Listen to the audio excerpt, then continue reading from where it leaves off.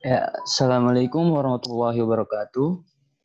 Alhamdulillahirabbil alamin, nahmaduhu wa nasta'inuhu wa nastaghfiruh wa na'udzubillahi min shururi anfusina wa min sayyiati a'malina. May yahdihillahu fala mudhillalah wa may yudhlil fala hadiyalah. Asyhadu an la ilaha illallah wahdahu la syarikalah wa asyhadu anna Muhammadan abduhu wa rasuluh la nabiyya ba'dah. Puji syukur marilah kita panjatkan kehadirat Allah Subhanahu wa taala yang telah memberikan limpahan nikmat serta karunia-Nya sehingga kita dapat berkumpul di majelis ilmu ini.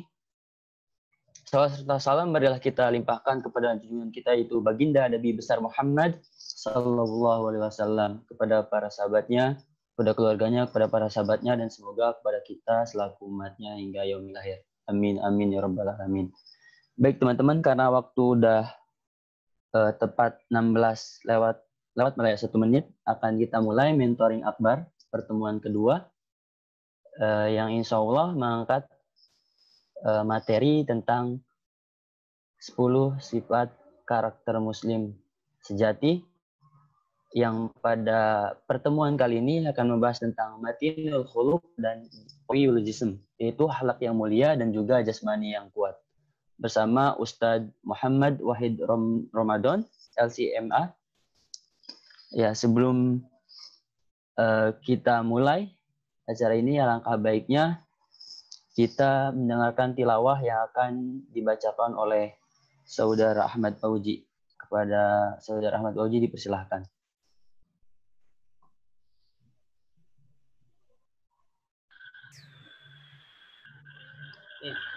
Bismillahirrahmanirrahim. Assalamualaikum warahmatullahi wabarakatuh. Allah akan dibacakan Quran surat As-Saff ayat 1 sampai 6.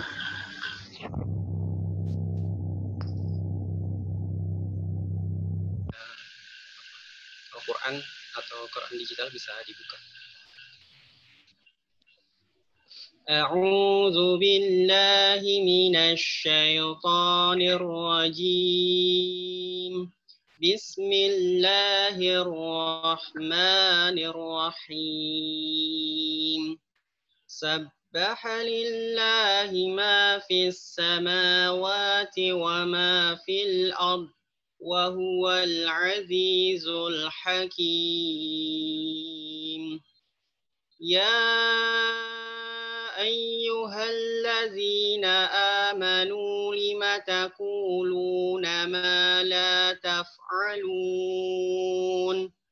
Kabura maqtan indallahi an taqulu ma la taf'alun.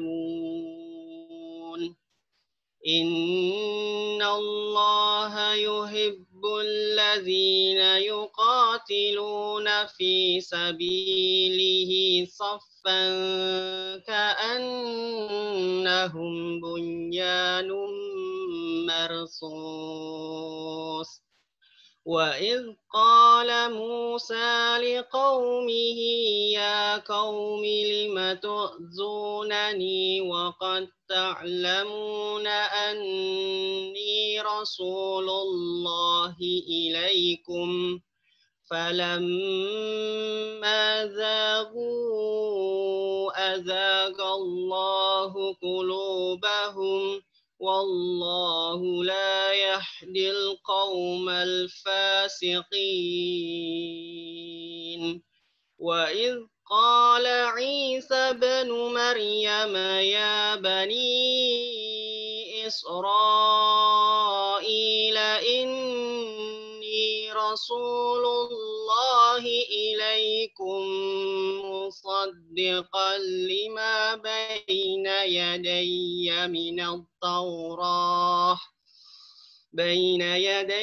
مِنَ التَّوْرَاةِ وَمُبَشِّرًا بِرَسُولٍ يَأْتِي مِن بَعْدِي اسْمُهُ أَحْمَدُ. فَلَمَّا جَاءَهُم بِالْبَيِّنَاتِ قَالُوا هَذَا سِحْرٌ مُبِينٌ. Shadaqallahul azim. Assalamualaikum warahmatullahi wabarakatuh.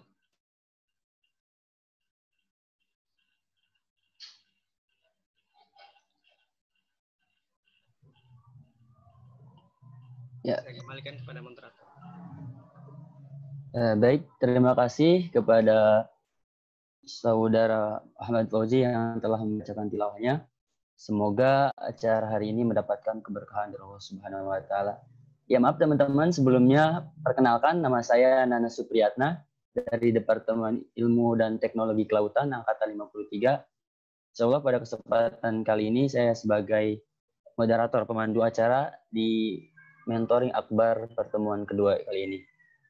Acara selanjutnya akan ada games ya untuk teman-teman supaya ya games atau kuis supaya teman-teman nggak terlalu tegang gitu ya, atau kita suasana cair dulu sebelum ke acara inti materi itu. Ada kuis dulu. Ya, silahkan.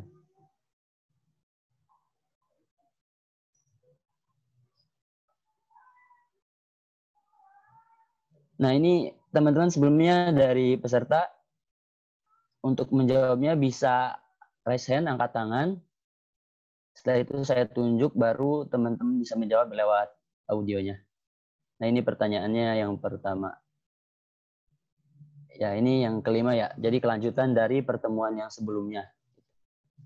Nah, ada sahabat Rasulullah SAW yang masih hidup berdampingan dengan Rasulullah SAW. Namun dalam mimpi Rasul, suara tepakan alas kakinya sudah terdengar di surga. Amalan apa yang membuat sahabat tersebut mendapatkan kemuliaan tersebut, gitu teman-teman. Silahkan yang bersedia menjawab, raise hand dulu.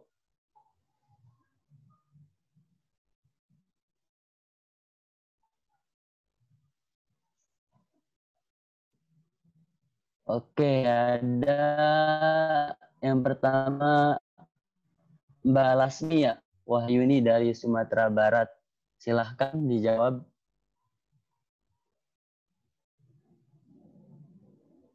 Nyalakan aja suara audionya.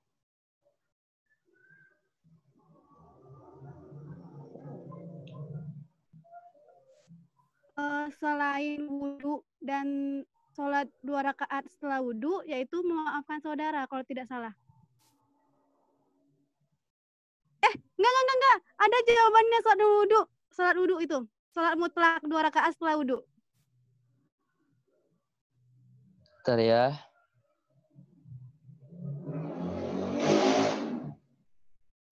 Yang mana jawabannya tadi? Bisa diulangi?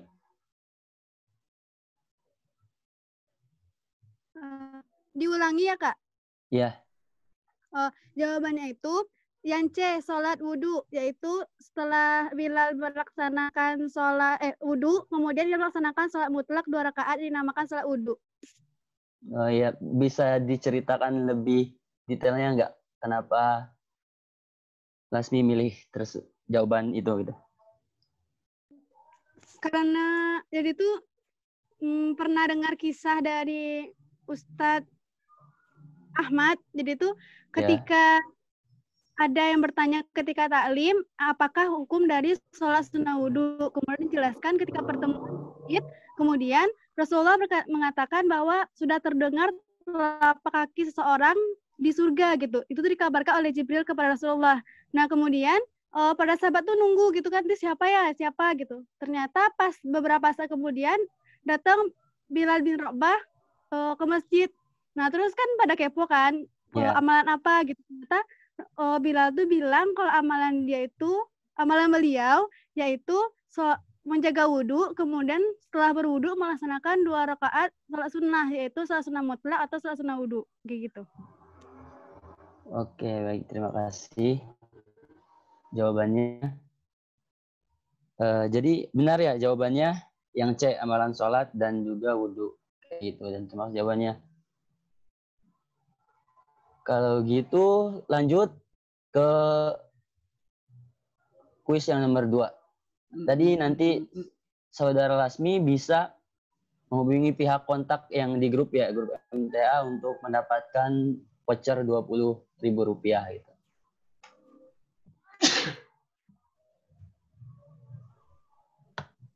Mungkin ke moderator bisa ke soal yang kedua. Nah, ini berapakah jumlah pasukan Muslim dan kafir saat perang Badar?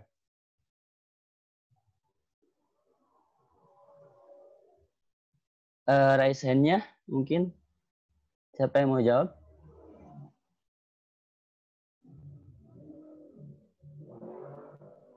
Oke, dari Salsabila Milenia dari Pontianak, silahkan.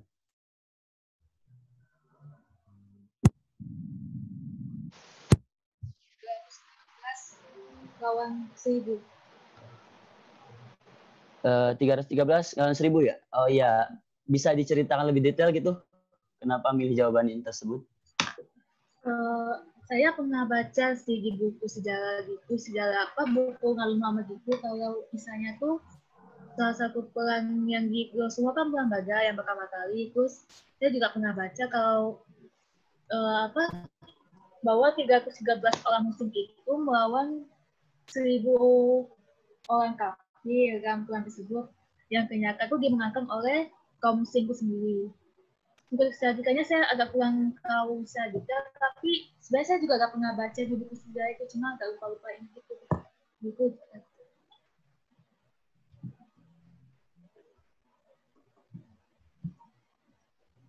Mungkin dari saya sih itu dulu. Oke, terima kasih Salsabila. Jawabannya benar ya, 313 lawan 1000. Dan terima kasih tadi penjelasannya. Dan saudara Salsabila juga berhak mendapatkan voucher 20.000 ya. Nanti bisa dihubungi melalui kontak yang ada di grup MTA, teman-teman.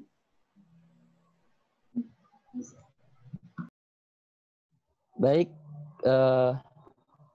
karena sudah melalui sesi kuis ya atau game, selanjutnya kita ke acara inti atau sesi inti, yaitu penyampaian materi ya dari Ustadz Muhammad Wahid Ramadan LCMA yang akan membahas tentang matinul khuluq dan qawiyul jismi, yaitu akhlak yang mulia dan juga jasmani yang kuat. Mungkin kepada Ustadz Muhammad Wahid Ramadan atau yang mewakili dipersilahkan.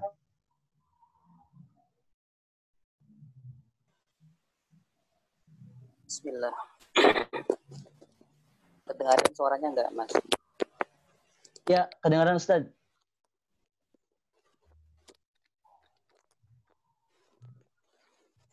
Bismillahirrahmanirrahim. Ini saya jadi host enggak?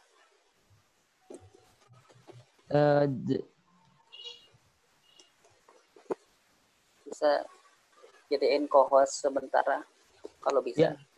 Ya bisa Ustadz, bentar.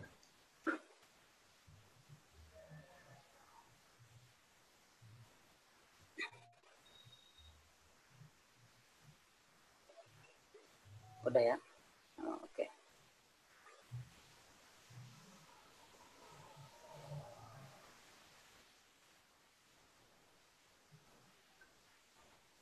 Gambarnya udah muncul ya? Ya, udah Ustaz. Di screen. Bismillahirrahmanirrahim. Assalamualaikum warahmatullahi wabarakatuh. Waalaikumsalam warahmatullahi wabarakatuh. Alhamdulillahirabbil alamin. Wassalatu wassalamu ala Rasulillah wa ala alihi wa ashabihi ajma'in. Subhanaka la ilma lana illa ma 'allamtana innaka antal alimul hakim. Subhanaka la fahma lana illa ma fahamtana innaka antal jawadul karim. Rabbana zidna ilma warzuqna fahma. Allahumma amin ya rabbal alamin. Ikhwani wa akhwati fillah, teman-teman semuanya yang dirahmati Allah. Sebelumnya saya ucapkan selamat Hari Raya Idul Adha. Semoga semua amal kita selama 10 hari kemarin di awal Dhul Hijjah mendapat penerimaan yang baik dari Allah Subhanahu wa taala, dan hari ini kita mampu bersyukur dengan sebenar-benar syukur atas nikmat datangnya Hari Raya Idul Adha. Kita badanya teh belum ini? Apalagi Ustaz. nyate ini. Hah? Belum, Ustaz. Baik, insya Allah nanti setelah ini nyate ya. Boleh Ustaz. Siap. Nah, Baik, ikhwan dan akhwat yang dirahmati Allah, kita hari ini membahas 2 poin insya Allah tentang sifat Muslim ideal atau karakter Muslim ideal. Yang ketiga adalah matinul khuluq. Matinul khuluq artinya matin kokoh, khuluq akhlak berarti akhlak yang kokoh. Kenapa disebut matinul khuluq bukan misalnya khuluqun hasan, akhlak yang baik? Karena matin itu seakan-akan akhlak yang baik itu menjadi sesuatu yang sudah mendarah daging. Maka disebut matin, kokoh, tidak mudah berubah. Sudah terinstal dengan sangat kuat di dalam pribadi-pribadi kita semua. Maka disebut matinul khuluq. Akhlak yang baik dan kokoh terinstal di dalam pribadi-pribadi kita. Apa itu akhlak dulu? Di situ dijelaskan ya. Ini teman-teman rata-rata semester berapa ini di IPB? 6 Ustaz. 5 Ustaz.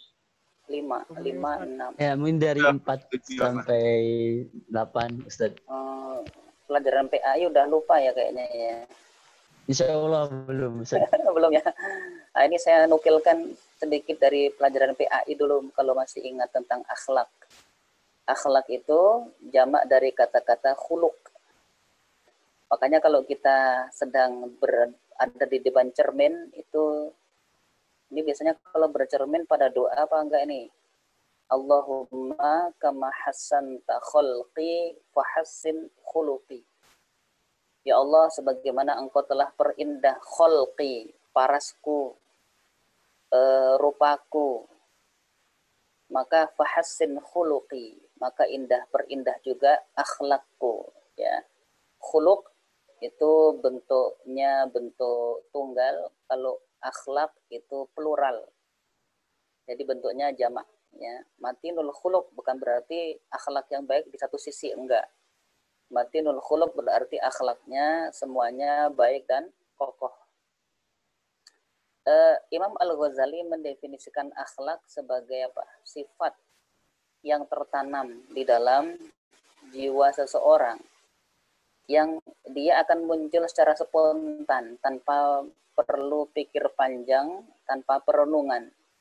Ya, sifat yang tertanam di dalam jiwa manusia yang muncul secara spontan sebagai respon atas apa yang dia alami tanpa memerlukan pemikiran dan perenungan terlebih dahulu. Misalnya gini, kalau ada seseorang jalan-jalan mendapatkan dompet, ada isinya ya, bukan dompet kosong. Kira-kira dia akan melaporkan itu ke pihak yang berwenang atau akan dibawa pulang. Nah ini di sini akhlak, ketika tidak ada orang yang dia kenal, tidak ada yang mengawasi, maka disitulah akhlak seseorang bisa kita lihat baik maupun buruknya. Atau ketika kita berkendara naik motor tiba-tiba kesenggol, kira-kira yang keluar saat itu dari mulut kita apa? Astagfirullah, innalillah, atau malah KAMPRET. Nah ini akhlak. Makanya sifat yang tertanam dalam jiwa manusia munculnya spontan, dia refleks. Nah ini akhlak menurut Imam Al-Ghazali. Ketika selesai makan, apakah piringnya itu ditumpuk atau dicuci? Nah itu spontan, karena kebiasaan terbentuk melalui kebiasaan yang sudah sangat lama. Nah tapi karakter ataupun akhlak ini tidak sama ya dengan karakter ya. Kalau kita lebih mau detail lagi, ternyata karakter itu lebih sempit daripada akhlak. Kalau karakter itu lebih kepada sikap manusia terhadap hubungan sesama dia. Tapi kalau akhlak nanti lebih luas, mencakup bagaimana hubungan dia dengan Allah, hubungan dia dengan Rasul, hubungan dia dengan orang lain, termasuk hubungan dia dengan diri sendiri. Jadi lebih kompleks, lebih luas pengertian akhlak dibandingkan dengan karakter. Selanjutnya dalam Islam, akhlak ini memiliki kedudukan yang sangat tinggi. Kalau kemarin salimul aqidah. Akidah itu ibaratnya seperti akar bagi sebuah pohon. Kalau syariat atau ibadah itu ibaratnya batang pohon. Adapun akhlak ini ibaratnya adalah semacam buah-buahan. Dan indahnya daun-daunan yang menjadikan orang itu tertarik untuk mampir berlama-lama di bawahnya. Maka akhlak itu adalah menunjukkan keindahan pribadi seorang muslim. Sampai-sampai Nabi mengatakan apa? Manusia yang paling sempurna imannya, akmalul mu'minina imanan, orang yang paling sempurna imannya, bukan yang paling panjang jenggotnya, bukan yang paling bagus pecinya, bukan yang paling mengkilap dahinya, bukan. Orang yang paling sempurna imannya adalah orang yang paling baik akhlaknya. Jadi akhlak itu merupakan indikasi kesempurnaan iman seseorang. Akhlak itu standarnya apa? Baik dan buruk suatu akhlak itu dinilai dari apa? Barometernya. Jadi Islam tidak sama dengan agama-agama lain ketika membuat standar baik dan buruknya akhlak. Kalau Islam ini mengatakan, wah itu akhlak yang baik, oh itu akhlak yang buruk. Itu tidak hanya berdasar kepada akal, penilaian akal manusia, tapi barometer baik dan buruknya akhlak adalah Al-Quran dan Sunnah Rasulullah Sallallahu Alaihi Wasallam. Makanya ada orang yang nampaknya sekilas itu baik, mudah empati, perhatian, tapi ternyata semua itu dalam visi yang buruk. Misalnya apa? Ini akhir-akhir ini di jagat media sosial kita sering dibuat bingung. Ada orang yang kalau dengan umat agama lain itu mesranya minta ampun, tapi kalau dengan sesama muslim kerasnya kayak musuh. Nah, kalau ada orang lain, agama lain yang hari rayaan itu dijaga, dilindungi. Tapi sesama muslim malah sering caci maki. Alasannya apa? Dalam rangka toleransi. Nah, toleransi itu sampai-sampai ada yang ikut mencampur adukan agama, ajaran agama, yaitu apa? Pernah dulu acara Natal bertepatan juga dengan Maulid Nabi, sekitar 2 tahun yang lalu ya. Akhirnya diadakan Natal plus Maulid Nabi, diadakan bersama-sama di gereja. Itu paduan akapela antara lagu gereja dengan sholawatan, Masya Allah.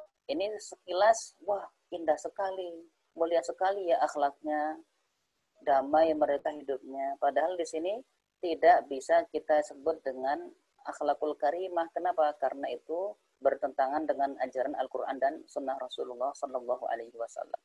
Ketika ada misalnya acara ritual misa di gereja, ada di film itu datang membawa tumpeng. Lah ini kan kalau yang tidak paham Quran dan Sunnah, dia mengatakan, wow akhlaknya indah sekali ya, memuliakan agama lain. Padahal apa hukumnya masuk ke tempat ibadah ketika di situ diadakan acara ritual agama lain? Hukumnya adalah tidak diperbolehkan.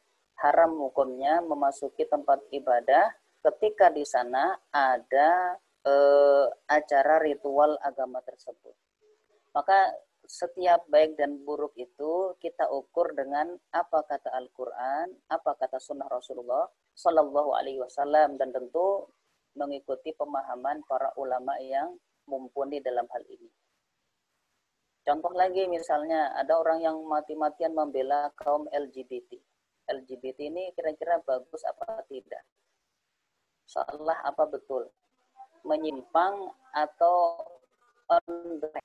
Al-Quran jelas melaknat dan tegas sekali mengharamkan perilaku homoseks semacam LGBT ini. Tapi ada sekelompok orang alasannya kemanusiaan, menghargai hak orang lain. Mereka akhirnya memberikan pembelaan kepada kaum LGBT. Nah ini akhlak yang tercela. Kenapa? Secara logika mungkin indah gitu. Tapi ternyata dalam timbangan Al-Quran dan timbangan sunnah itu adalah sangat menyimpang dan jauh dari apa yang diinginkan oleh Allah dan Rasul-Nya.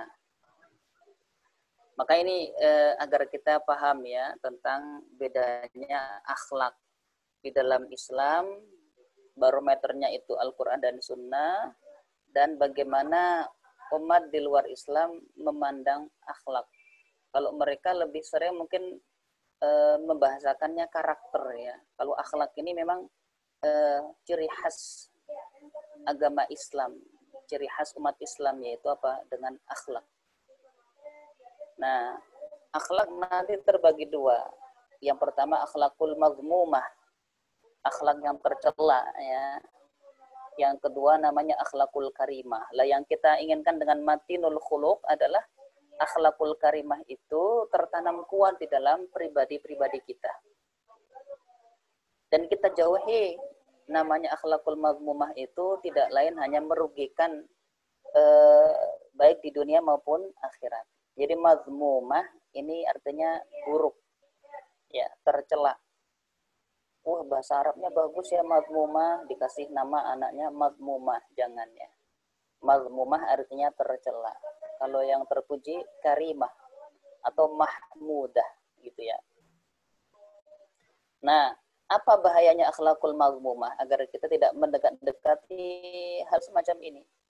Yang pertama, akhlakul mazmumah atau akhlak tercela itu salah satu akibatnya adalah bisa menghapus pahala kebaikan. Kita yang sudah sholat, sudah zakat, sudah haji, atau sudah kurban di hari Idul Adha, tapi ternyata akhlaknya tercela, lisannya suka mencela, suka menuduh, memfitnah, memakan harta orang lain dengan cara yang zalim. Di hadis dikatakan, Nabi pernah bertanya kepada para sahabat, atadruna manil muflis? Hai sahabat-sahabatku, kalian tahu nggak siapa itu orang yang bangkrut? Muflis, M-U-F-L-I-S. Menurut sahabat saat itu muflis itu ya Rasulullah orang yang tidak punya harta, tidak punya kekayaan.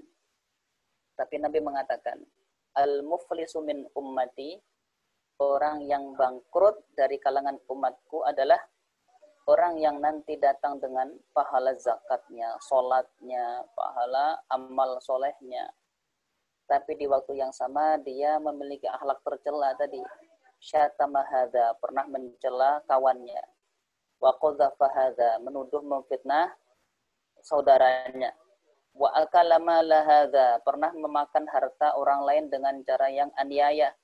Bahkan wasafa kadama hadza, pernah mengalirkan darah orang lain atau membunuh, bahkan menyakiti secara fisik. Apa yang akan dia dapatkan kelak di akhirat? Semua kebaikannya itu akan ditransfer kepada para korbannya. Ya, kalau korbannya cuma 1-2 ditransfer selesai, tapi ternyata yang pernah menjadi korban kezalimannya itu misalnya banyak, seluruh pelosok negeri ada, karena dia ternyata dulunya pejabat gitu ya. Akhirnya amal pahalanya habis, dibagi-bagi, ditransfer. Ternyata masih banyak tuh orang yang protes, ya Allah kami belum dapat kiriman amal pahala-pahala dia, belum sampai ke rekening kami nih. Maka akhirnya apa? Dosa-dosa orang yang dia zalimi itu, dosa-dosa para korbannya itulah yang ditransfer masuk ke rekening dosa si zalim. Sampai akhirnya nanti orang yang akhlaknya tercela, yang gemar melakukan kezaliman itu, habis pahalanya dan tinggal membawa dosa dia pribadi dan juga dosa orang-orang yang pernah dia zalimi. Maka ini orang yang bangkrut. Modal pahala yang sudah dia kumpulkan dengan susah payah, terseok-seok, penuh perjuangan, di akhirat habis, tidak ada sisanya. Maka waspadai ya, akhlak-akhlak yang tercela, semacam mencaci maki, mencela, menuduh, ini semua kita hindari. Karena banyak orang yang soleh tapi masuk neraka. Kenapa? Karena dia soleh secara pribadinya, rajin ibadah, tapi lisannya, perbuatannya, tulisan-tulisannya rajin menyakiti orang lain. Na'udzubillah. Semoga kita terhindar dari sifat tercela ini. Dan ada satu kisah seorang wanita yang masuk neraka. Gara-gara apa? Dia memiliki seekor kucing yang dia kurung atau dia ikat tanpa dikasih makan. Hingga beberapa saat karena kelaparan itu kucingnya mati. Nah, dia kurung kucing itu, tidak dikasih makan hingga mati, dan ternyata gara-gara itu wanita tersebut yang juga ahli ibadah dia, pada akhirnya pun masuk neraka. Makanya teman-teman yang senang memelihara hewan pet gitu, kucing, ayam, ikan, di situ dibutuhkan akhlak.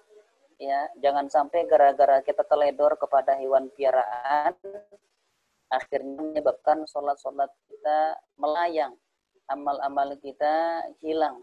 Ya, kenapa? Karena kezaliman kepada makhluk Allah Subhanahu wa taala. Kemudian apa urgensi? Ini kita masuk sekarang kepada akhlakul karimah, akhlak yang baik. Kenapa kita mesti memiliki matinul khuluq? Kenapa akhlak kita harus baik? Ya. Pertama, karena akhlak itu adalah buah dari penerapan Islam. Kita tahu bahwa Nabi pernah bersabda, "Innama bu'istu liutammima makarimal akhlak." Aku itu diutus semata-mata untuk menyempurnakan akhlak. Makanya kalau kita ingin standar akhlak terbaik, seringlah dibaca, dikaji sirah kehidupan baginda Rasulullah Shallallahu Alaihi Wasallam. Beliau orang yang sempurna akhlaknya. Semuanya yang ada pada diri Nabi itu baik. Bagaimana ketika beliau misalnya bertutur, bagaimana saat beliau berinteraksi dengan keluarganya, bagaimana saat beliau bertemu dengan para sahabat-sahabatnya, bagaimana beliau bersikap kepada orang yang menyakitinya, bagaimana bahkan beliau memperlakukan binatang-binatang piaraan. Ini luar biasa. Makanya teman-teman, walaupun mungkin jurusannya di pertanian atau jurusannya di kedokteran hewan atau apapun jurusannya, tapi jangan pernah kita kemudian lupa untuk mengkaji sirah baginda Rasulullah. Karena di sana akhlak yang luar biasa dalam segala sisi kehidupan kita. Nabi mengatakan apa? Khairukum li ahlihi wa ana khairukum li ahli. Contohnya, beliau mengatakan begini, sebaik-baik kalian adalah yang paling baik memperlakukan keluarganya. Dan aku adalah orang yang terbaik dalam memperlakukan keluargaku. Nabi sangat ramah kepada para sahabat. Tidak pernah Nabi ketemu sahabat itu dengan wajah yang muram. Selalu mempersembahkan senyuman paling hangat. Sampai-sampai para sahabat itu merasa akulah orang yang paling dekat dengan Rasulullah Shallallahu Alaihi Wasallam. Pernah ada satu kisah, seorang Arab Badui datang membawakan anggur hasil panen dia. Nabi berada di antara para sahabat-sahabat yang lain. Kemudian orang Arab Badui itu orang Arab pedalaman ya gitu, yang bukan tinggal di kota Madinah. Tapi dia cinta betul sama Rasul, datang membawa anggur. Dipersilahkan anggur merah, kelihatan sangat manis dan segar. Nabi menerima hadiah itu dan langsung dimakan anggur itu sendirian sampai habis. Sahabat yang lain sudah kabita, kalau kata orang Sunda, kabita itu udah pingin gitu, kok Nabi nggak bagi-bagi, tumben nih. Nah, selesai makan semuanya, Nabi menyampaikan terima kasih kepada si pemberi hadiah. Si pemberi hadiah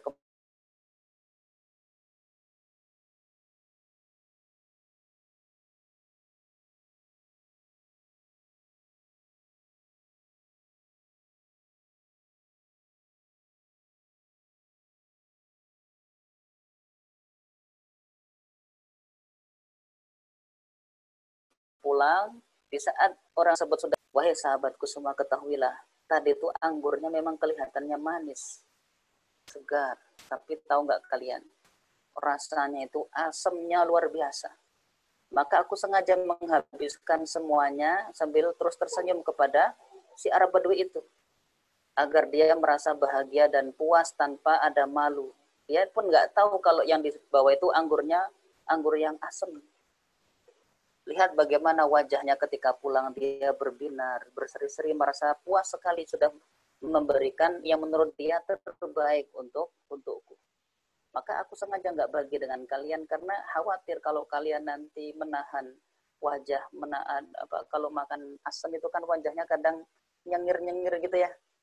Nah, aku nggak mau kalau kemudian dia merasa malu karena tahu bahwa anggurnya rasanya asam. Ini Nabi sangat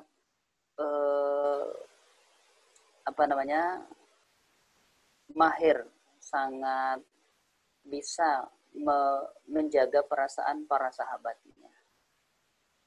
Demikian pula akhlak ini adalah indikator kesempurnaan iman. Mukmin yang baik, yang sempurna itu adalah yang paling baik akhlaknya, kata Nabi, akmalul mu'minina imanan ahsanuhum khuluqa. Maka mari kita selalu memperindah akhlak kita. Perlu dilatih ya, untuk akhlak yang baik itu perlu dilatih. Perlu latihan, perlu pembiasaan. Kenapa? Kalau kita misalnya kaget, lalu terbiasa mengucapkan innalillah, itu lama-lama akan refleks. Setiap kaget innalillah. Mungkin teman-teman pernah lihat orang latah ya. Orang latah itu kan awalnya juga pembiasaan. Misalnya kaget barang yang dibawa jatuh. Awalnya cuma niru-niru saja. Yang keluar apa? Misalnya monyet gitu ya. Itu lama-lama akan menjadi refleks. Sehingga kalau dia menjadi seorang pedagang, misalnya barang dagangan yang diserahkan ke customer jatuh. Tiba-tiba dia bilang apa? Yaitu kalimat itu yang akan dia katakan, dan ini adalah tentu sangat tercela. Bisa jadi customernya malah nggak akan datang lagi. Ya, saya pernah menjadi korban latah semacam itu. Tiba-tiba dibilang apa? Monyong gitu. Oh, ternyata dia latah. Makanya latah itu sebaiknya dengan kalimat thayyibah. Kalau terpaksa latah itu dengan kalimat thayyibah. Misalnya apa? La ilaha illallah gitu. Kaget, astagfirullah. Nah, ini luar biasa kalau bisa refleks begitu. Dan akhlak juga adalah perkara yang paling berat kelak timbangannya di hari kiamat di dalam mizan kita setelah tauhid. Kalau tauhid ini paling berat. Setelah tauhid yang paling berat timbangannya adalah akhlak. Nabi bersabda, ma min syai'in athqalu fi mizanil mu'min yaumal qiyamati min husnil khuluq. Tidak ada perkara yang lebih berat kelak timbangannya di hari kiamat dalam timbangan seorang mukmin daripada akhlak yang baik, akhlakul karimah. Mungkin dia jarang qiyamul lail, jarang puasa sunnah, tapi akhlaknya indah sekali. Teman-temannya itu kalau berada di sampingnya merasa nyaman, merasa ada keteladanan. Bisa jadi orang semacam ini lebih tinggi derajatnya di sisi Allah daripada orang yang ahli tahajud di malam hari, ahli puasa di siang hari, tapi lisannya selalu kasar, mencaci maki orang di sekitar. Maka akhlak ini bisa mengalahkan pahala ahli tahajud dan ahli puasa dengan akhlakul karimah. Kemudian selanjutnya, orang yang paling dicintai Rasulullah ternyata siapa? Bukan orang yang paling kaya. Orang yang paling dicintai Nabi bukan orang yang paling rupawan wajahnya. Bukan orang yang paling populer, namanya viral di mana-mana. Orang yang paling dicintai Nabi bukan orang yang paling pintar, main TikTok gitu ya. Orang yang paling dicintai Nabi ternyata adalah orang yang paling baik akhlaknya. Nah, tentu kita ingin dicintai oleh Rasul, ya kan? Bagaimana nanti kalau di hari kiamat kita di antara sekian miliar manusia hanya ada satu harapan, orang yang menyelamatkan kita. Syafaatul uzma itu hanya miliknya Rasulullah Shallallahu Alaihi Wasallam. Bagaimana kita bahagia dan terharunya ketika tiba-tiba Rasul memanggil nama kita, diajak untuk berdiri di sampingnya. Tentu kita akan sangat bersuka cita. Nah, kalau ingin begitu, jadilah orang-orang yang matinul khuluq, yang akhlaknya akhlakul karimah. Jangankan dipanggil Nabi, dipanggil oleh misalnya Pak Rektor gitu ya, lagi upacara bendera 17 Agustus, tiba-tiba nama kita dipanggil, disebut sama Pak Rektor. Disebut saja namanya, itu udah seneng kan. Apalagi disebut, disuruh maju ke depan, mau dikasih hadiah. Nah, ini bahagianya kita. Apalagi nanti yang memanggil adalah Rasulullah. Kita diberikan tempat di sampingnya. Nah, itu hanya akan diberikan kepada siapa? Orang-orang yang akhlaknya indah. Akhlakul karimah. Sebagaimana tadi sudah kita katakan bahwa akhlak dan karakter itu berbeda. Kalau karakter lebih kepada hubungan kita dengan sesama manusia. Tapi kalau akhlak, ini adalah juga mengatur hubungan kita dengan Allah, hubungan kita dengan Rasulullah, hubungan kita dengan sesama, bahkan dengan diri sendiri. Maka ruang lingkup akhlak yang pertama adalah akhlak terhadap Allah. Akhlak terhadap Rasulullah yang kedua. Dan nanti ada akhlak terhadap makhluk. Kita sampai jam berapa ini, Mas? Waktunya? Oh iya, baik. Halo? Ya, Ustaz, sampai jam 17.15 waktu Indonesia Barat. Jam 5:15. 5.15, Ya. oke. 35 menit lagi ya. Baik, akhlak kepada Allah diantaranya apa? Kita beribadah hanya kepada Allah. Ya. Kenapa? Karena Allah yang ngasih kita hidup. Allah yang akan memberikan kebahagiaan yang abadi kelak di akhirat. Maka setiap ibadah kita pastikan untuk Allah. Karena kalau kita ibadah tapi yang diharapkan adalah tepuk tangan para penggemar, atau like dari para teman-teman di medsos, atau agar sekedar viral namanya, mereka yang memviralkan kita, mereka yang memberikan like pada kita, mereka yang tepuk tangan kepada kita di dunia itu, mereka nggak akan bisa ngasih pahala apa-apa kelak di akhirat. Maka pastikan setiap yang kita lakukan, ibadah itu lillahi ta'ala mukhlishan lahuddin. Jangan ada embel-embel ingin mendapatkan apa? Niat viral, niat terkenal, niat populer. Itu kalaupun nanti kemudian mendapatkannya, itu bukan tujuan utama kita. Yang jelas pertama yang kita tuju adalah ridho Allah Subhanahu wa taala dalam setiap ibadah, ya. Yang kedua, akhlak kepada Allah adalah dengan kita selalu mengingat Allah, berzikir pada setiap kondisi dan kesempatan. Ya, ada zikir itu zikir harian, ada zikir setiap melakukan aktivitas dan kegiatan. Jadi para ulama kita membagi zikir ini banyak. Ada zikir berupa tilawah Al-Quran.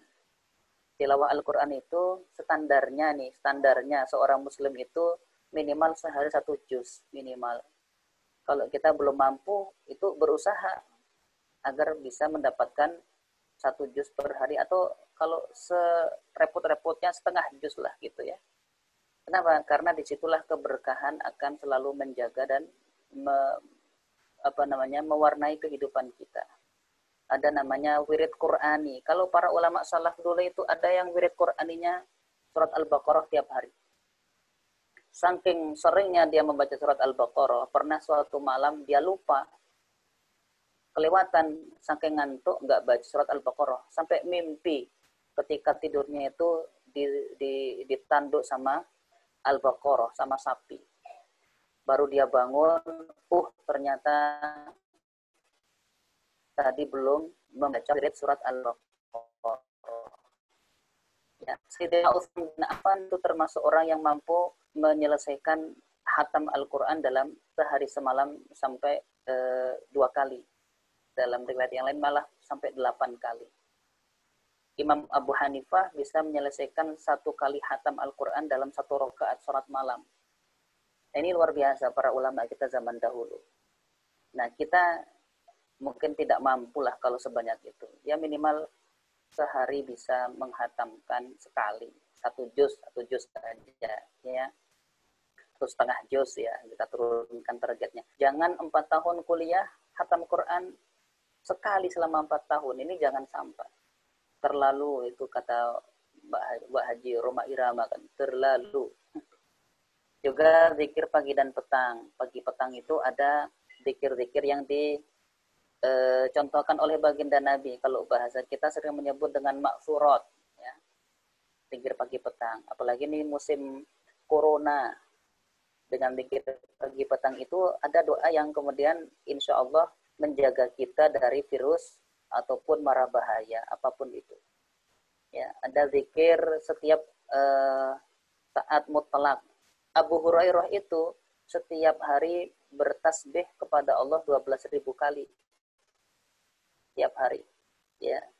Ada ulama yang lain kalau bertasbih istighfar itu sampai 4.000 kali. Dan itu rutin mereka laksanakan. Dari kalau kita mungkin dari kos sampai kuliah pakai zikir, astagfirullah, astagfirullah, astagfirullah, astagfirullah. Sepanjang jalan dengan zikir. Ini cara kita beradab, berakhlak kepada Allah. Setiap kali melakukan aktivitas minimal ucapkan apa? Bismillah. Atau misalnya hafal doanya, doa mau makan, doa selesai makan, doa mau tidur, doa mau masuk kamar mandi. Ini semuanya akhlak kita kepada Allah, dan Allah selalu memberikan pahala tersendiri atas setiap zikir yang kita baca dan kita lafalkan. Termasuk akhlak kita kepada Allah itu bersyukur atas nikmat-nikmat yang Ia berikan. Bersyukur. Kenapa? Tanpa nikmat Allah tidak mungkin kita bisa merasakan indahnya hidup. Tanpa nikmat iman tidak mungkin kita bisa merasakan hati yang lapang dengan Islam. Maka ini nikmat Allah yang tidak bisa kita hitung. Dan memang Allah tidak memerintahkan kita menghitung nikmat.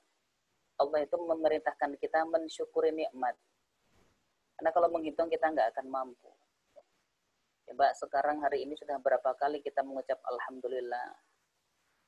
Barangkali kedipan mata kita ini jarang yang merasa harus disyukuri dengan Alhamdulillah. Harusnya kalau setiap kedipan mata kita mengucap Alhamdulillah. Nah, sudah berapa kali kita mengucap Alhamdulillah hari ini? Nah, padahal apa? Nikmat Allah tak pernah putus. Setelah selesai makan, ucapkan Alhamdulillah. Dalam hadis riwayat Imam Muslim, Nabi mengatakan, siapa yang makan? Lalu dia mengucapkan Alhamdulillahilladzi at'amani hadzal ta'am wa razaqanihi min ghairi haulin minni wala quwwah. Mengucapkan syukur setelah makan. Apa yang dia berikan kepada kita? Ghufira ma taqaddama min dzambihi. Semua dosa yang lalu diampunkan sama Allah. Dengan sekedar mengucapkan apa? Alhamdulillah. Selesai makan. Apa? Karena kita tahu bersyukur kepada Allah. Ya. Termasuk apa? Cara kita berakhlak kepada Allah, bertawakal. Tawakal itu artinya apa? Hati kita yakin kepada Allah tapi perbuatan kita melakukan usaha terbaik untuk mendapatkan kesuksesan. Mahasiswa, tawakalnya mahasiswa dia belajar dengan serius, tidak waktu kesiaan, hatinya selalu meminta taufik dan meminta prestasi terbaik kepada Allah. Ini namanya tawakal. Jadi kalau doanya siang malam, bahkan setiap tahajud sampai 12 rakaat, setiap sujudnya berdoa, ya Allah, semoga IP-ku 4 ya Allah, semoga IP-ku 4 ya Allah. Karena dia khusyuk sholat, akhirnya nggak pernah belajar. Ya itu bukan tawakal namanya. Itu namanya tawakal. Ustaz, maaf mengingatkan, udah masuk ke materi kedua. Kuil jismi. Kuil jismi ya? Ya. Ini lebih panjang akhlaknya ini. Oh, baik. Ya, yang kedua, akhlak pada Rasulullah ya, yaitu bagaimana kita walaupun Rasulullah sudah tidak bersama kita, tapi kita memuliakan beliau. Caranya gimana? Mempelajari sirahnya, meneladani akhlaknya, memperbanyak sholawat untuknya. Nah, ini diantara akhlak kepada Rasul. Kita cepatkan. Lalu juga akhlak kepada diri sendiri. Ternyata diri sendiri ini juga perlu kita perlakukan dengan baik. Makanya ini masuk nanti juga di materi qawiyul jism. Kita diberikan Allah jism, maka kita jaga kebersihannya, jaga kesehatannya, kita menjauhi sikap yang sia-sia. Karena kita juga tidak pernah lepas dari dosa, kita selalu memperbarui taubat, beristighfar setiap saat. Juga menambah kapasitas keilmuan kita dengan terus menjadi seorang pembelajar yang tidak pernah capek menimba ilmu. Baik itu ilmu spesialisasi kita maupun juga ilmu terkait dengan agama kita agar semakin kenal dengan Allah, semakin kenal Rasulullah, semakin rindu kepada surga, dan selalu takut kepada api neraka. Akhlak kepada orang tua ini juga sangat penting untuk kita selalu jaga. Apalagi nih teman-teman, banyaknya kan di rumah nih, tiap hari ketemu ayah, ketemu ibunya. Nah, apa yang harus dilakukan di hadapan orang tua kita? Yang pertama adalah selalu patuh dan ihsan, bersikap lembut kepada mereka, tidak membangkang. Kemudian selalu mendoakan, memintakan ampunan dan maghfirah setiap kali, minimal setiap selesai sholat. Doanya hafal semuanya. Ya. Kalaulah misalnya ada yang sudah wafat orang tuanya, maka jangan pernah lupa untuk mendoakan ampunan dan menyambung silaturahim dengan kawan-kawan orang tua kita dahulu. Baik, ini tentang akhlak. Aplikasinya itu sudah kita bahas di depan ya. Sekarang kita masuk materi yang kedua tentang qawiyul jism. Qawiyul jism artinya apa? Fisik yang kuat, jasmani yang prima. Jadi seorang muslim itu jangan pernah menganggap namanya olahraga, menjaga kesehatan itu sebagai hal yang tidak penting. Itu sangat penting sekali. Ya, karena kekuatan jasmani itu menjadikan seorang muslim akan kuat dan mampu melakukan banyak ketaatan. Tapi kalau seorang muslim sakit-sakitan, cuman jalan 100 meter masuk angin misalnya gitu ya. Nah, ini kita tidak akan maksimal dalam melaksanakan ketaatan kepada Allah, padahal banyak kewajiban yang harus kita kerjakan. Makanya Nabi sampai-sampai berpesan dalam satu hadis riwayat Imam Muslim, al-mu'minul qawiyyu ahabbu ilallah minal mu'minil dhaif. Seorang mukmin yang kuat apanya? Segalanya, baik itu kuat imannya terutama, kuat jasmaninya, kuat ekonominya, kuat keilmuannya, itu lebih baik dan lebih dicintai oleh Allah daripada mukmin yang lemah, baik itu lemah fisiknya, apalagi lemah imannya, ya. Tapi wa fi kullin khair, Tapi setiap orang mukmin itu pastilah memiliki kebaikan di sisi Allah. Sama-sama baik, tapi kita ingin yang lebih baik. Yaitu dengan apa? Menjadi orang-orang yang kuat, yang sehat fisiknya. Nah, apalagi misalnya nih ya, ketika ada panggilan jihad misalnya, suatu saat kita kan nggak tahu. Kalau fisik kita sering bermasalah, bagaimana mau jihad? Makanya saya sering ini ya, agak geli-geli lucu gitu. Dulu ketika masih masa-masa kayak Rohingya, ketika dibantai oleh kaum Buddha itu di mana? Myanmar. Banyak tuh yang semangat, ayo kita jihad, kita ke Rohingya, kita membantu saudara kita. Tapi kondisi fisiknya sering sakit-sakitan. Badannya kelihatan apa itu? PKB itu perut ke depan banget gitu ya. PKB. Jadi fisiknya nggak memungkinkan untuk dia berangkat ke medan jihad. Jalan 1 kilo aja udah ngos-ngosan. Kayak gitu kok teriakannya, ayo jihad, ayo jihad. Gimana mau jihad? Takutnya malah sampai sana hanya merepotkan orang Rohingya. Dibawa oleh orang Rohingya pakai keranjang nanti. Ikut ngungsi. Loh ini siapa ini kok? Wajahnya beda sama kamu. Oh ini orang Indonesia. Mau berjihad tapi masuk angin. Lah ini kan malah merepotkan. Makanya seorang muslim harus prima fisiknya, kuat badannya, tidak mesti berotot kayak adirai, tapi minimal sehat. Sehingga dia mampu melaksanakan kewajiban dan aktivitasnya itu dengan lancar. Sholat 5 waktu, oke. Puasa kuat, zakat, karena fisiknya kuat, dia menjadi seorang yang ekonominya juga kuat. Haji pun memerlukan fisik ya. Ini tahun ini jamaah kita nggak ada yang berangkat dari Indonesia. Kalau ada yang berangkat itu terasa itu beratnya. Seluruh tanah suci itu penuh kalau ada jamaah Indonesia. Dan haji itu memerlukan betul-betul fisik yang prima. Jalannya berkilo-kilo, apalagi melempar jumroh itu. Bisa 5 kilo bolak-balik, 10 kilo dilakukan 3 hari. Ini kalau nggak sehat, tidak akan bisa maksimal untuk melaksanakan ibadah. Maka kesehatan jasmani harus mendapat perhatian dari kita.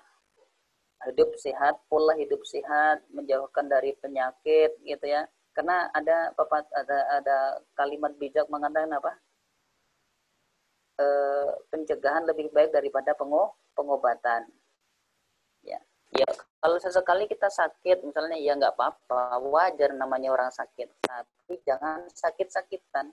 Masih muda, mahasiswa semester 5, semester 6, tapi karena nggak pernah olahraga, makannya pun nggak diperhatikan. Nah, ini kita menggolimi diri sendiri. Kenapa? Akhirnya kita menjadi dhaiful jism, lemah fisiknya lah. Itu kita berdosa kalau sudah Allah berikan fisik yang harus kita rawat tapi nggak dirawat. Maka kita lihat, kalau ingin sehat, lihat kehidupannya Rasulullah. Makanya ada di YouTube itu JSR, Jurus Sehat Rasulullah. Nah, sering-seringlah ditonton itu. Didengarkan nasihat-nasihat dari Dr. Zaidul Akbar. Beliau banyak mengkaji bagaimana kehidupan Rasulullah dari sisi kesehatannya, apa yang dikonsumsi, bagaimana pola tidurnya, seperti apa mengatur waktu, menjaga kesehatan. Kita tahu Rasulullah itu fisiknya itu sangat-sangat prima, kuat sekali. Beliau itu memiliki kekuatan setara 40 laki-laki biasa. Ini kekuatan Nabi ini luar biasa. Makanya kalau lah mau dulu di Mekah, beliau gampar Abu Jahal, nempeleng Abu Lahab, itu sangat bisa Nabi itu. Tapi beliau tidak melakukan itu semuanya. Kenapa? Karena belum saatnya. Lihat ketika dulu persiapan perang Khandaq, Nabi mengajak para sahabat untuk membuat parit yang mengitari kota Madinah. Dalam kondisi sudah tidak makan berhari-hari. Ada satu batu besar yang oleh sahabat itu ingin dipecahkan dan tidak ada yang mampu, gagal semua. Tidak ada yang mampu memecahkan batu itu. Akhirnya apa, dilaporkan kepada baginda Rasulullah Shallallahu Alaihi Wasallam, Nabi memecahkan batu itu sendirian dengan meneriakkan Allahu Akbar. Pecah itu batunya, terbelah menjadi 3. Jadi Rasulullah itu fisiknya kuat, sehat. Jarang sekali Nabi itu sakit. Sakit itu ya paling pas menjelang beliau wafat karena efek racun yang pernah diberikan oleh seorang perempuan Yahudi di Khaybar. Adapun hari-hari biasanya Nabi jarang sekali sakit. Jarang sekali, walaupun ya pernah tapi jarang sekali. Dengan kegiatan aktivitas yang sangat padat, yang fisiknya tentu harusnya lelah, belum lagi pikirannya memikirkan bagaimana perjalanan dakwah, ada pengikutnya yang ditangkap, disiksa. Itu kalau orang yang nggak kuat fisiknya, dia akan sakit-sakitan. Kenapa? Karena pikiran, kolesterolnya naik gitu misalnya. Tapi Nabi tidak. Nabi itu sehat sekali. Kemudian dulu di antara sahabat itu yang paling kuat kalau gulat ya, itu adalah Sayyidina Ali bin Abi Thalib. Imam Ali bin Abi Thalib itu kuat sekali gulat. Nggak ada yang bisa mengalahkan di antara sekian banyak sahabat itu. Hingga kemudian muncullah sedikit rasa sombong di hati Sayyidina Ali. Nabi tidak ingin kesombongan itu bertahan pada diri anak mantunya atau pada sepupunya. Karena Sayyidina Abu Ali itu kan sepupunya Rasulullah sekaligus adalah menantunya beliau. Maka Nabi mengatakan apa? Wahai Ali, kalau kamu ingin tahu orang yang lebih kuat darimu dan bisa mengalahkanmu dengan sangat mudah, nanti di hari sekian datang ke tempat ini gitu, sudah ditentukan tempat dan waktunya. Datanglah Sayyidina Ali ke tempat itu dan ternyata sudah ditunggu oleh seorang laki-laki dan dengan memakai semacam penutup wajah gitu ya. Jadi nggak ketahuan ini siapa di balik penutup wajah ini. Hanya mereka bergulat. Dan setiap kali mulai ronde pertama itu Sayyidina Ali dibanting. Ronde kedua dibanting lagi. Ronde ketiga dibanting lagi. Nggak pernah bisa mengalahkan lawannya itu. Sayyidina Ali penasaran, siapa Anda sebenarnya? Ketika dibuka itu topeng, ternyata siapa di hadapannya? Baginda Rasulullah Sallallahu Alaihi Wasallam.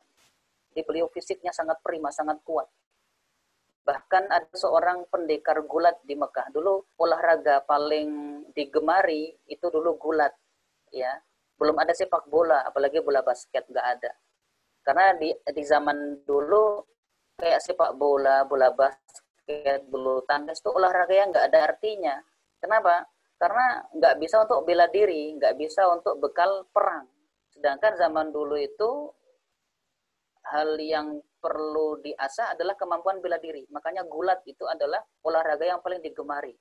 Dan rata-rata orang Arab mampu memiliki keterampilan perang dan bela diri, termasuk gulat.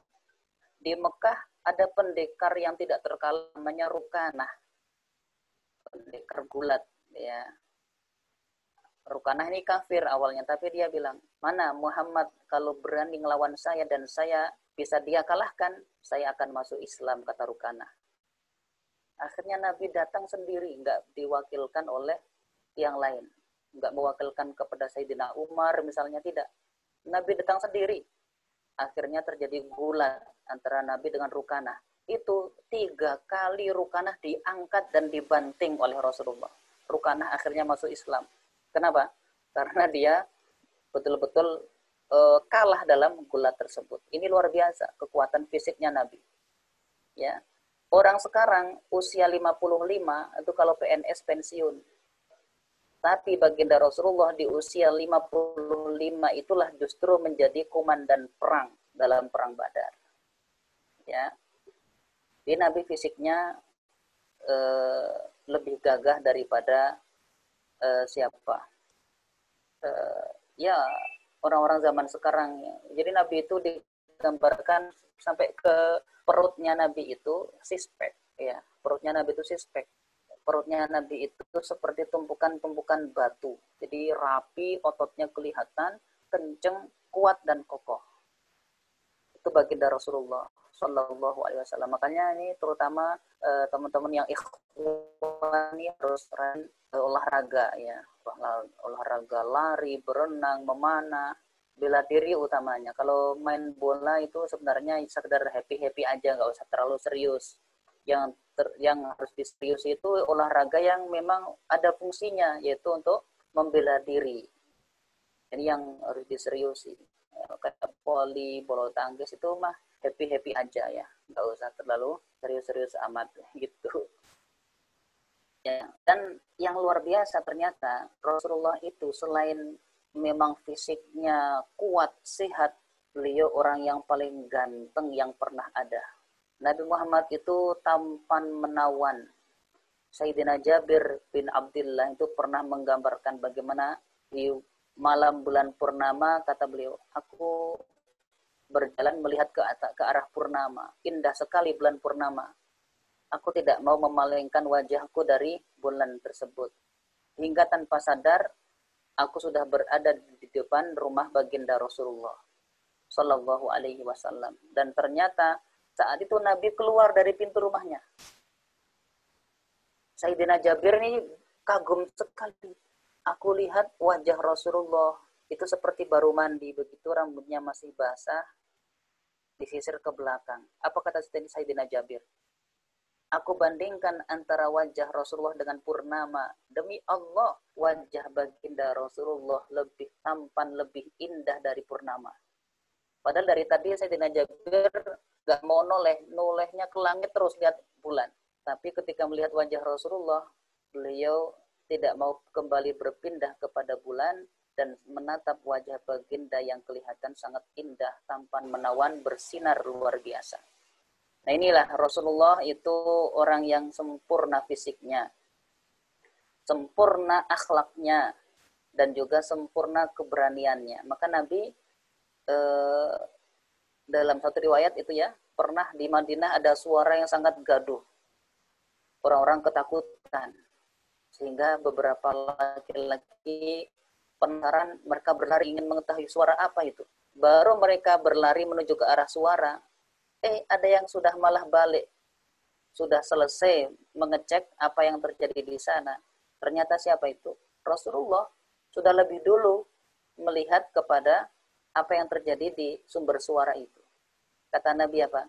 Gak usah takut, gak usah takut, gak usah takut. Itu suara dari laut. Itu kata Nabi. Jadi orang-orang ketakutan, ternyata Nabi sudah langsung mengecek ke tempat TKP ada apa gitu ya. Gak ada takut-takutnya Nabi itu. Hatinya lebih kokoh dari gunung. Tidak ada rasa ketakutan kepada makhluk Allah Subhanahu wa Ta'ala. Fisiknya kuat, wajahnya tampan, keberaniannya sangat luar biasa. Makanya kita juga harus meneladani Nabi dalam sisi ini. Maka bagaimana dong cara kita mengaplikasikan qawiyul jismi ini? Satu, tentu olahraga yang teratur. Olahraga yang teratur. Karena olahraga ini, teman-teman mungkin pernah dengar Dr. Yusuf Al-Qaradawi, ya, yang buku-bukunya banyak diterjemahkan dan sangat mengilhami, mewarnai dunia intelektual umat Islam di Indonesia. Beliau usianya sekarang sudah 90-an mungkin ya. Sudah sepuh, sudah tua, tapi badannya masih segar walaupun sudah pakai tongkat kadang dituntun. Tapi kalau orasi, menyampaikan ceramah, suaranya menggelegar.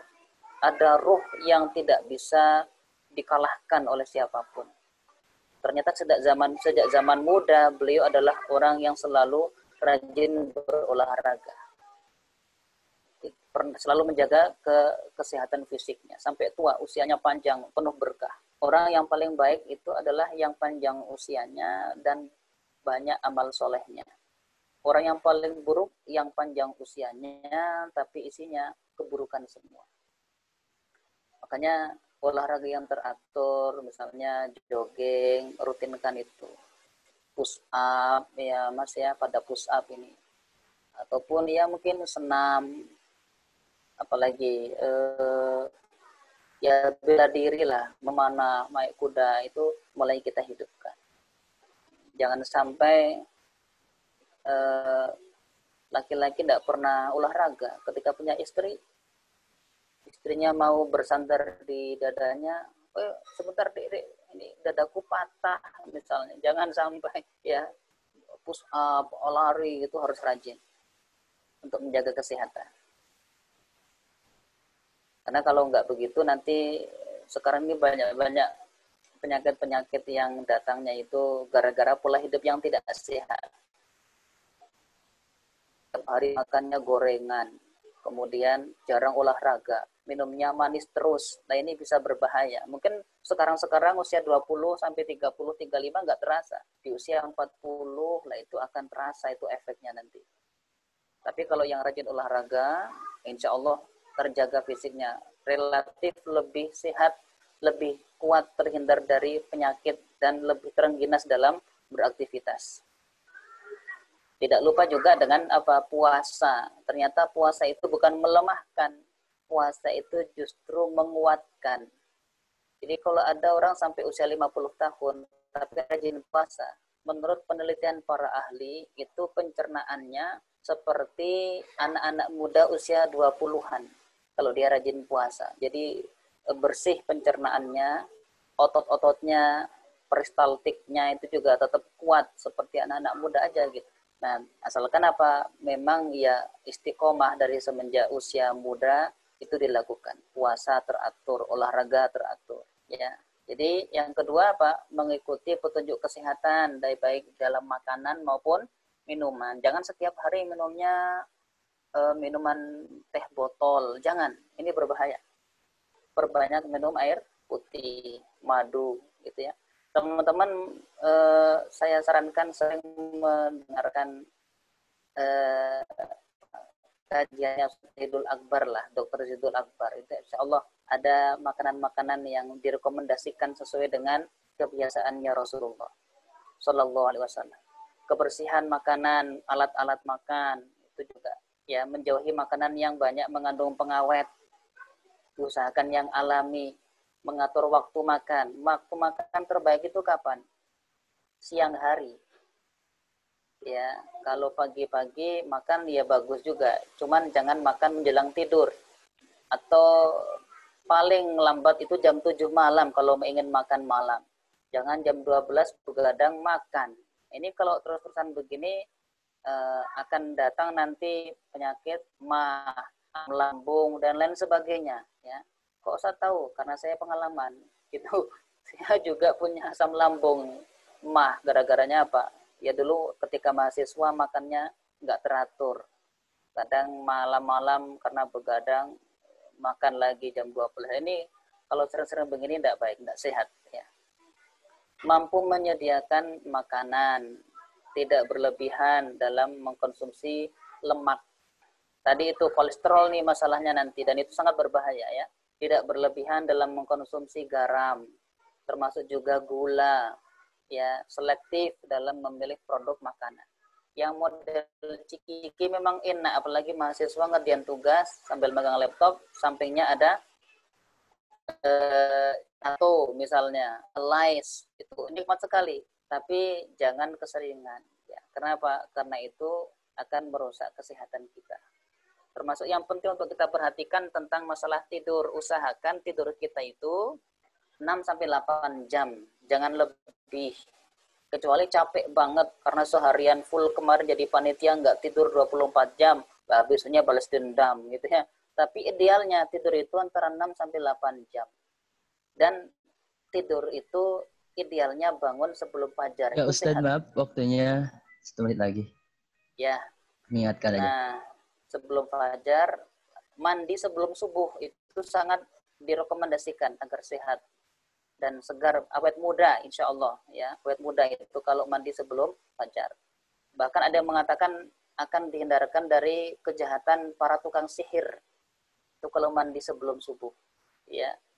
Kemudian jalan kaki itu penting juga agar jantung kita sehat. Tidak menggunakan obat tanpa petunjuk Jadi kalau minum obat-obatan sebaiknya tetap konsultasi kepada para dokter. Makanan mulai diatur, istirahatnya teratur, olahraganya juga teratur, pola makan juga diatur. Insya Allah dengan itu akan kita dapatkan qawiyul jism, panjang usianya, berkah setiap waktunya, produktif hidupnya. Inilah yang kita harapkan dengan apa? Qawiyul jism. Kalau Imam Syahid dan Al-Banna mengatakan kita juga penting untuk melakukan check up, medical check up itu minimal 6 bulan sekali agar kedetek kalau ada masalah-masalah dalam kesehatan kita. Medical check up yang full gitu ya, itu 6 bulan sekali itu perlu dilakukan.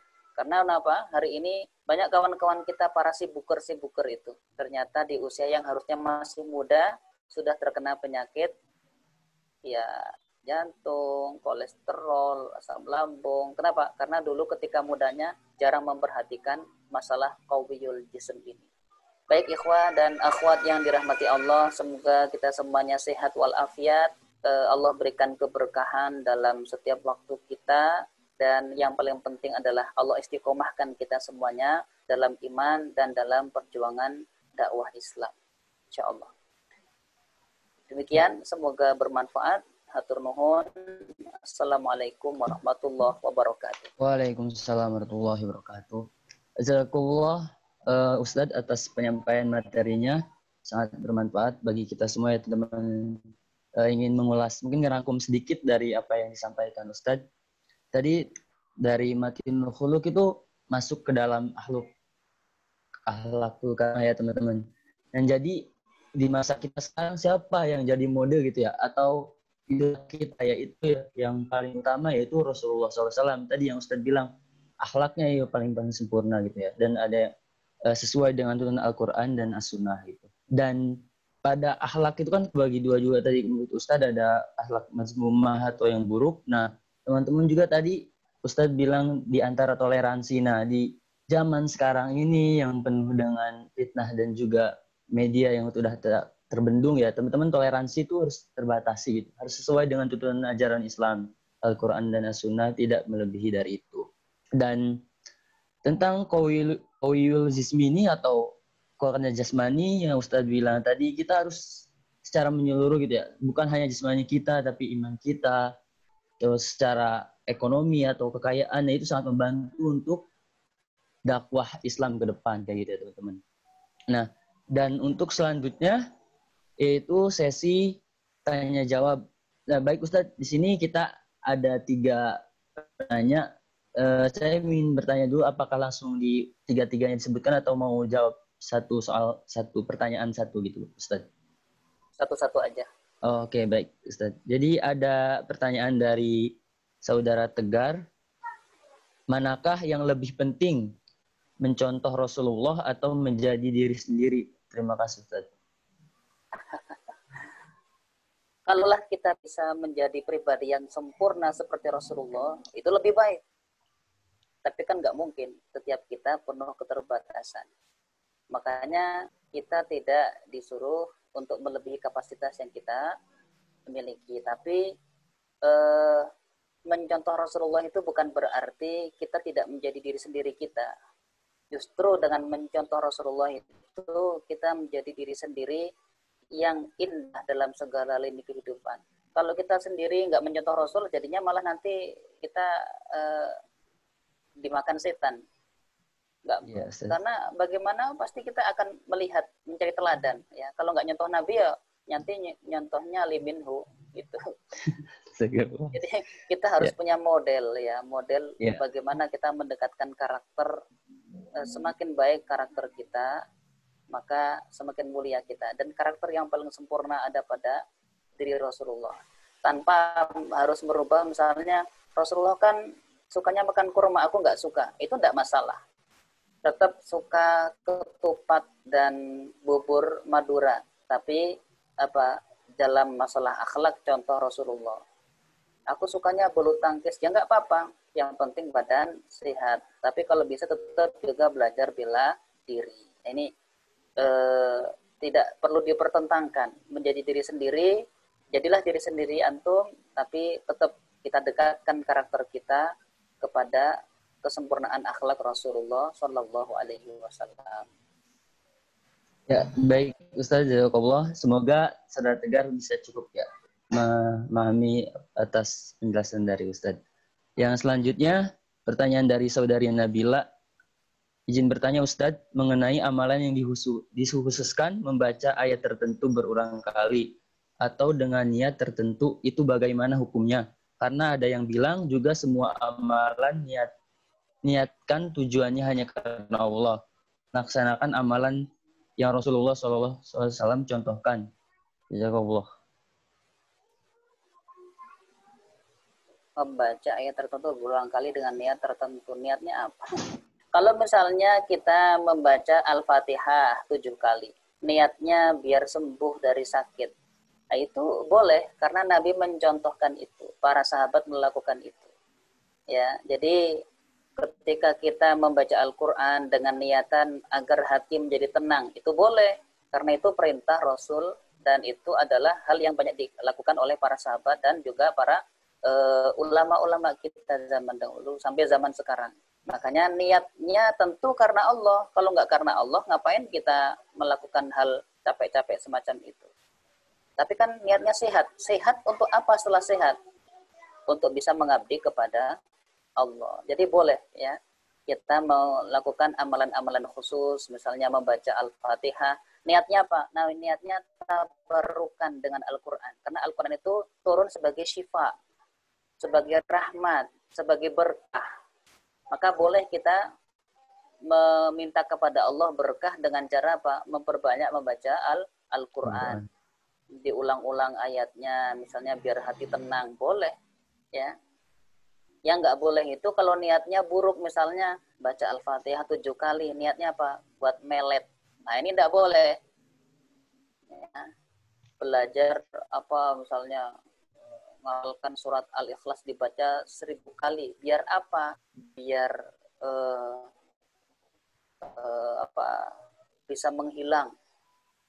Nanti bisa masuk ke kamar orang yang dia cintai misalnya, atau bisa mengambil harta kawannya tanpa diketahui. Nah, ini nggak boleh kalau niatnya niat buruk. Tapi kalau selama niatnya adalah niat yang baik, maka tidak masalah.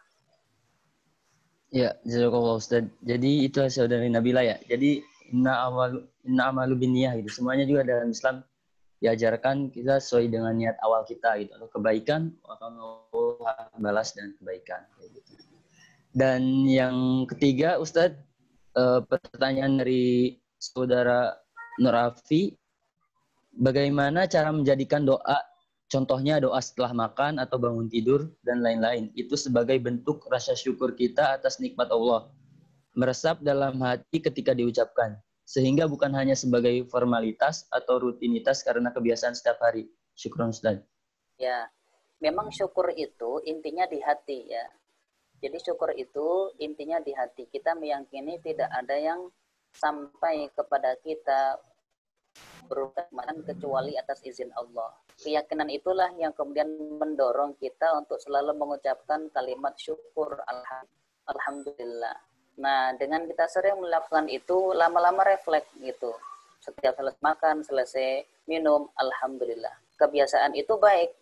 Nah, tinggal kita lebih sering meresapi. Alhamdulillah, coba hari ini setelah haus yang sebegitu dahsyat, akhirnya Allah datangkan minuman kelapa segar. Coba kalau hari ini aku haus tapi tiba-tiba semuanya kering, Allah kan mampu melakukan itu. Maka ucapkan alhamdulillah. Yakini sepenuhnya dengan hati kita setiap nikmat, bahkan setetes air yang masuk ke dalam mulut tenggorokan kita, itu semuanya datang karena izin dan kehendak Allah. Tanpa kehendak Allah, setetes tidak akan masuk ke dalam mulut kita. Mungkin teman-teman pernah melihat ya, atau mungkin mendengar orang yang hartawan, punya kolam renang, tanahnya di mana-mana. Tapi lihat ketika sudah sakaratul maut, dimasukkan satu tetes aqua, itu dia keluarkan lagi. Tandanya apa? Tandanya rezekinya sudah habis. Allah nggak akan ngasih lagi rezeki dia di dunia. Nah, kalau kita masih diberikan rezeki, masih bisa menikmati segarnya air putih, apalagi lezatnya minuman kopi misalnya gitu ya, itu berarti Allah masih memberikan rezekinya untuk kita. Syukurilah dengan hati dan iringi dengan kesyukuran, mengucapkan alhamdulillah dengan lisan kita. Jadi lisan itu sekedar untuk pengungkapan, adapun hati itu pengakuan. Ya, semoga Allah mudahkan kita untuk menghayati setiap nikmat sehingga muncul rasa syukur. Ya, baik Ustadz. Jazakallah. Mungkin masih ada waktu dalam sesi pertanyaan ini. Ada beberapa pertanyaan juga yang akan sampaikan Ustadz. Ini dari saudari Sebrina. Assalamualaikum warahmatullahi wabarakatuh. Ustadz, izin bertanya, jika kita diberi cobaan yang menjauhkan kita dari ketaatan di saat pandemi ini semakin banyak dan lain sebagainya, orang-orang mempersulit kita untuk mendapatkan motivasi untuk menuntut ilmu, salah satunya melalui HP di era yang sangat penting saat pandemi, Ustadz. Karena jika tanpa motivasi ibadah, jadi tidak bersemangat, apalagi anak muda. Butuh dorongan yang membangkitkan semangat. Jika keluarga saja malah ingin menjauhkan kita dari majelis ilmu online ini, jika seperti itu bagaimana, Ustadz? Syukron, jazakallah. Kalau keluarga menghalangi ikut kajian gitu ya. Jadi mungkin tanggapan saya sih dari sikap dari menjauhkan HP, karena mungkin orang tua menanggapnya takut untuk hal-hal yang buruk, tapi anak ini untuk ikut kajian gini atau majelis ilmu yang lain, Ustaz. Gimana ya? Perlu komunikasi yang baik tentu dengan orang tua kita, jelaskan manfaatnya ketika hadir dalam majelis ilmu itu, yang dirasakan apa, efeknya bagaimana, ada ketenangan, termotivasi untuk semakin menghormati orang tua, semakin termotivasi untuk menaati keduanya. Jadi sampaikan yang positif-positifnya. Ya, masa orang tua nggak mau sih anaknya dinasehati biar menjadi anak yang soleh gitu kan. Sampaikan positifnya. Kemudian yang mungkin dilihat orang tua bisa jadi mungkin kita berlebih-lebihan setiap hari pakai HP, sehingga ketika orang tuanya misalnya bantu ini bantu itu, sebentar lagi kajian lah, ini tidak boleh kalau begitu. Kalau kita di rumah, tetap yang pertama harus kita berikan porsi adalah orang tua kita itu diberikan apa, dibantu ya, apa yang dibutuhkan kita bantu, kita berikan. Setelah itu ya kita promosi baiknya untuk bisa mendapatkan gizi dan vitamin kajian. Insya Allah dengan penjelasan yang baik, kemudian kita atur waktu yang baik, itu semuanya akan berjalan dengan baik ya. Sambil terus berdoa kepada Allah. Ini kadang kita usaha bisa-bisan tapi kadang berdoa. Nah, usaha yang maksimal, komunikasinya yang baik, dan berdoa kepada Allah agar dimudahkan segala rencana-rencana kebaikan. Kita doakan insya Allah ya semuanya, semoga Mbak Sebrina dimudahkan untuk selalu mengikuti kajian-kajian dan motivasi Islam, insya Allah. Amin. Ya, karena masih ada waktu juga Ustadz, ada satu pertanyaan lagi dari saudara Nikmah dari Bogor. Izin bertanya Ustadz, apakah boleh berzikir dan istighfar saat belajar atau kajian, atau lebih fokus mendengarkan lebih dulu? Dan apakah boleh memutar audio murotal dan zikir sambil mengerjakan hal lain, misalnya sambil mengerjakan tugas? Jazakallah khair. Ya, kalau kita bisa fokus dua, ya boleh saja. Misalnya mendengarkan kajian ini sambil zikir istighfar. Boleh aja, nggak masalah. Tapi kalau fokusnya rata-rata sih kita fokus itu satu. Ya kalau nggak ini ya itu gitu.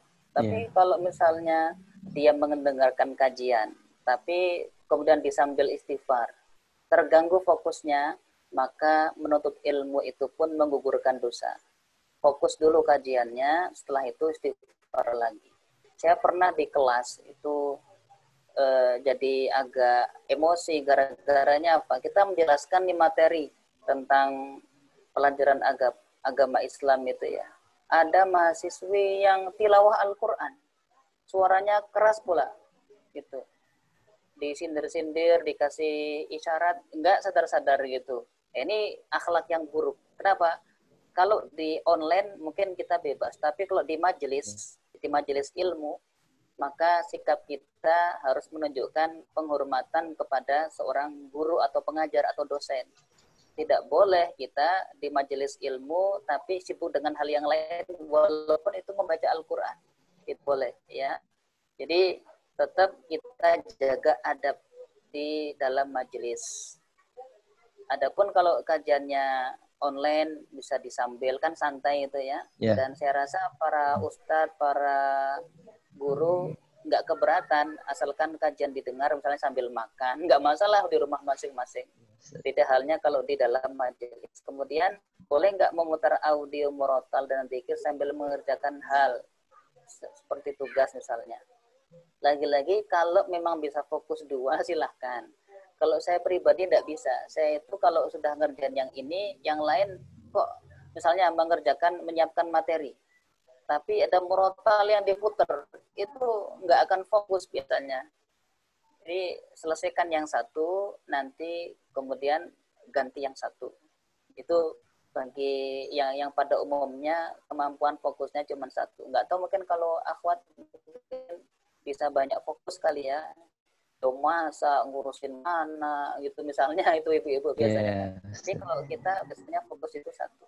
Dan murotal itu kalau kita putar, jangan sampai murotal diputar tapi kita nggak memperhatikan, karena malah kita akan kena dosa. Kenapa? Karena adabnya wa idza quri'al qur'anu fastami'u lahu wa ansitu la'allakum turhamun. Kalau Al-Qur'an dibaca, itu diamlah dan dengarkan dengan baik-baik agar kalian mendapat rahmat. Nah, jadi kalau kita kemungkinan masih sibuk dagang online misalnya atau sibuk ngerjain tugas, fokus itu jangan mendengarkan murotal. Kalau sekedar ada zikir nggak apa-apa, tapi kalau Al-Quran itu didengarkan dengan seksama penutup, dijadikan sambil-sambilan. Ya, ini adab dengan Al-Quran. Begitu, Mas. Ya, baik Ustaz. Nanti ada satu. Ada waktu nggak? Ya, masih ada Ustaz. Yang satu pertanyaan lagi.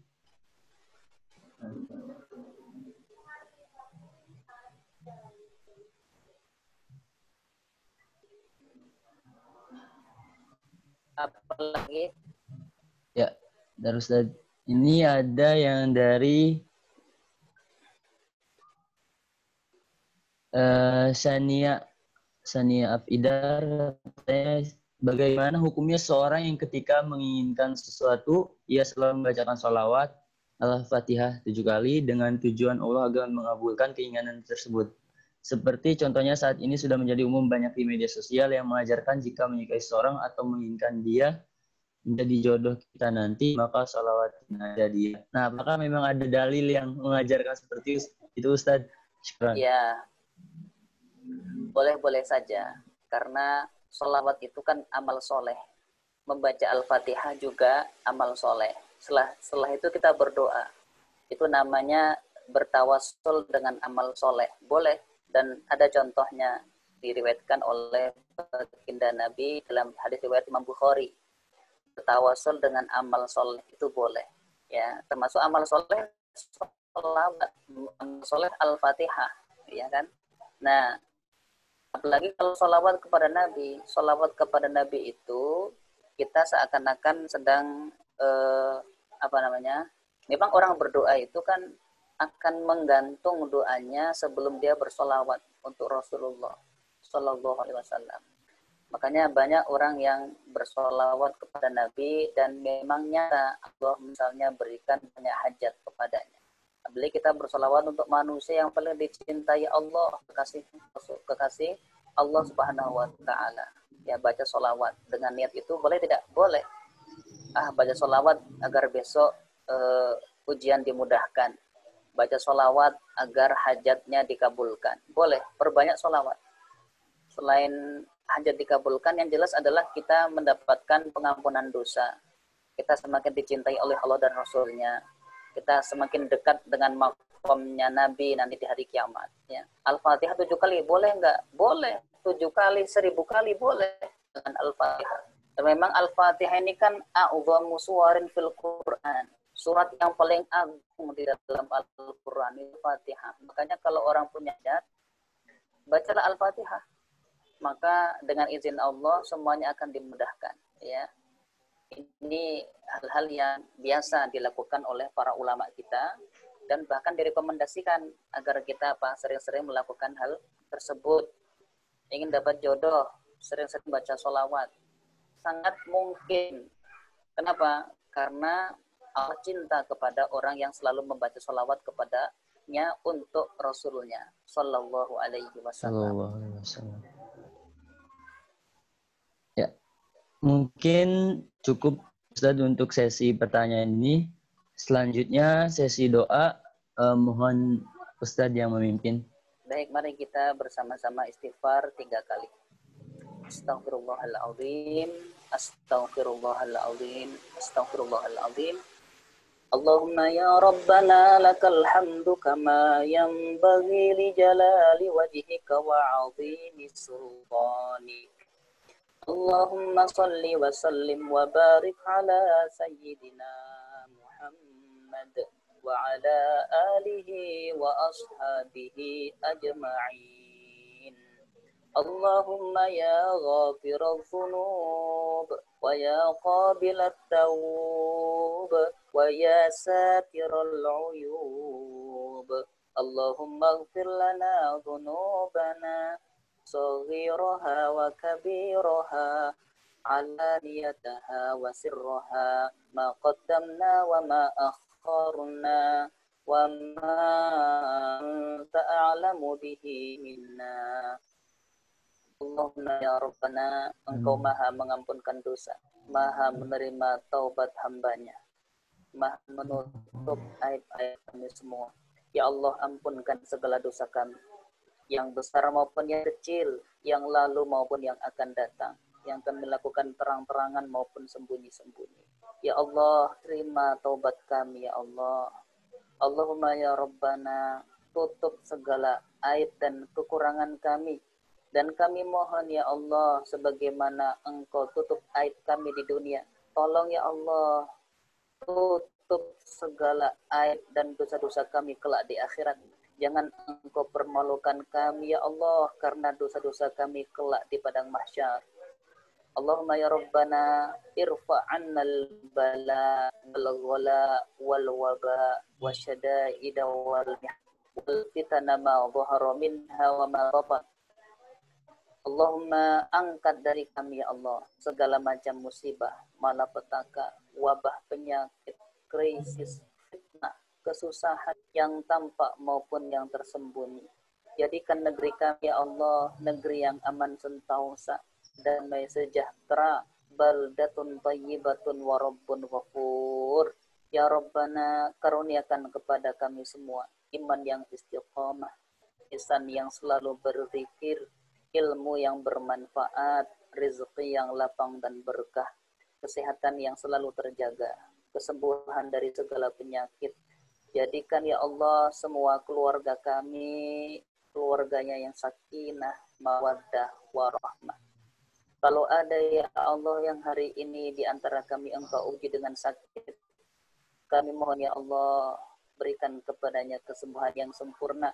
Kalau ada di antara kami yang hari ini Engkau uji dengan masalah ekonomi, ya Allah lapangkan rezekinya, berkahi kehidupannya.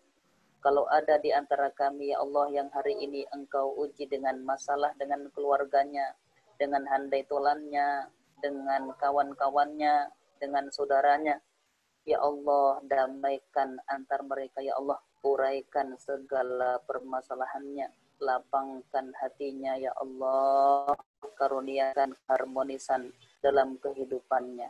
Rabbana atina fid dunya hasanah wa fil akhirati hasanah wa qina adzabannar. Wa sallallahu ala sayyidina Muhammad wa ala alihi wa ashabihi ajma'in. Wa akhiru da'wana anil hamdulillahi rabbil alamin. Baik, jazakallah sekali lagi Ustadz atas ilmu yang bermanfaat untuk kita semua dan terbaik.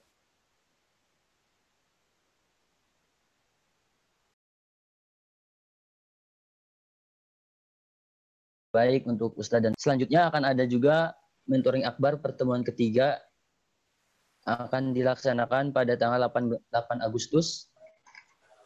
Akan mengangkat tema tentang mutsaqaful fikri, mujahadatun linafsihi, dan harisun ala waktihi. Ya, bagi teman-teman bisa bergabung kembali nanti pada tanggal 8 Agustus. Dan sebelum saya tutup, saya mengutip satu kata dari Imam Hasan Al-Banna. Alhamdulillah, ya Mak. Syukron Ustaz. Afwan, mangga. Anda pamit ya. Ya, waalaikumsalam warahmatullahi wabarakatuh.